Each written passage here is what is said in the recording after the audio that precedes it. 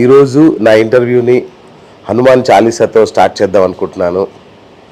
ఎందుకంటే నేను నా కెరియర్లో బాలకృష్ణ గారి ఇంటర్వ్యూ తర్వాత అంతగా భయపడుతూ చేస్తున్న ఇంటర్వ్యూ ఇది.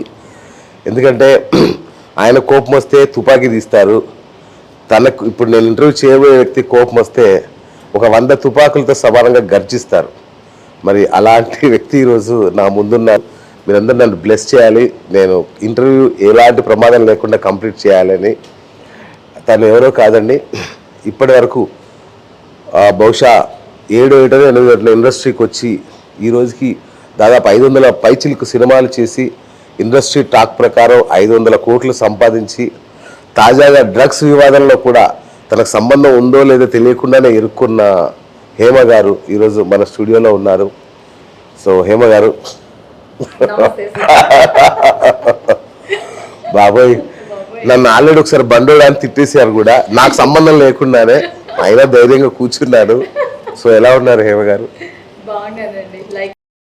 ఎప్పటిలాగే నైస్. అయితే నాకు ఇప్పటివరకు మీరు ఎవరికి చెప్పలేదేమో, అంటే సీక్రెట్ అనుకుంటా, ఇది హేమమాలి లాగా ఉంటారని మీరు హేమ అని పేరు మార్చుకున్నారా? ఆల్మోస్ట్ అలాగే ఉంటారు. సీరియస్ గా ఎందుకు నాకే హేమాలు పెట్టుకోవాలనిపించింది, పెట్టుకున్నా.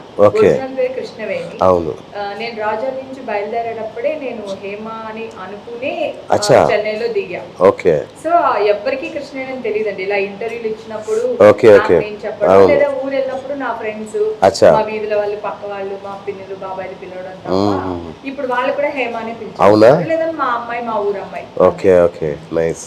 ఇంకొకటి అండి, అంటే ఇంతకుముందు నేను ఇంటర్నెట్ లో చూస్తే కూడా మీ ఏజ్ చూస్తే చాలా ఎక్కువగా కనబడుతుంది. అది మా హస్బెండ్ అండి బాబు. అదేంటి? 67 ఆయన డేట్ ఆఫ్ బర్త్, 75 నా డేట్ ఆఫ్ బర్త్. సరే ఏదేమైనా ఎన్నిసార్లు చెప్పినా వికీపీడియా వాడికి అసలు ఎన్నిసార్లు నేను అదే ఆశ్చర్యపోయా. ఎంత కాదండి, ఎంత సంతూరు వాడినా లేదు, మేము పెడుతున్నాము, వాడు మళ్ళీ అదే చేస్తున్నాడు. వాడు కూడా నేను 500 ఎబోవ్ మూవీస్ చేస్తే వాడు ఇంకా 275, 280 లోనే కూర్చున్నాడు. అతను చాలా ఇంటర్వ్యూలో కూడా చెప్పాను నేను యాక్చువల్ గా. Right okay. మనం ఏం చేయలేము వాడిని. ఓకే అదే అనుకున్నా. ఇప్పుడు ఆయన ఇచ్చిన డేట్ ఆఫ్ బర్త్ ప్రకారం నేను ఎంత సంతూర్ సోపేసి రోజు అదే అంటున్నా, ఎలా ఉంటాం కదా, అది మినిమం కామన్ సెన్స్ లేదు అతనికి. నేను ఇంకేం అనాలో అర్థం కావట్లేదు. రైట్, వికీపీడియా కూడా తప్పు చేస్తుంది మీ విషయంలో. మీకు గ్రహాలు ఏవి అనుకూలించట్లా? మీకు అనుకూలిస్తున్నాయి కనుక ఇంకా నేను ముందుకెళ్ళగలుగుతున్నాను. అనుకూలించకపోతే ఈ పాటికి ఎప్పుడో తొక్కేసి ఉండేవాళ్ళు. ఓకే, భగవంతుడు ఆ గ్రహాలు అనుకూలించబట్టి ప్రతి వివాదం నుంచి బయటపడుకుంటూ వస్తున్నాను. ఓకే. సో మీరు మామూలుగా పబ్లకు వెళ్తుంటారా? వెళ్తాం, అప్పుడప్పుడు వెళ్తుంటారు. ఇప్పుడు రాడిసన్ పబ్కి ఇప్పుడు వెళ్ళారా? చాలా సార్లు, అంటే ఒక 4-5 టైమ్స్ వెళ్ళాను. అవునా? ఆయన మేనేజర్ వీళ్ళంతా పరిచయమా? అంటే మేము ఆర్టిస్టులు కదండి, మాట్లాడుతుంటారు. కాకపోతే నాకు అక్కడ మెంబర్షిప్స్ ఏం లేవు. అభిషేక్ తెలుసా?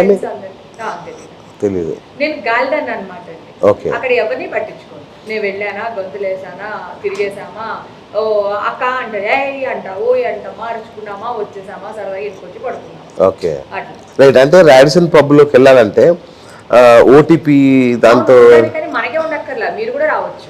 అచ్చా, అవునా? మీ ఫ్రెండ్స్ ఎవరో ఒకరు ఉంటారు, వాళ్ళకి ఓటీపీ ఉంటుంది. Okay okay. అట్లా కూడా వెళ్ళొచ్చు. ఆ ఓటీపీ ఎంత అండి? 5 లక్షలా? నాకు ఇంకా అంత ఐడియా లేదండి.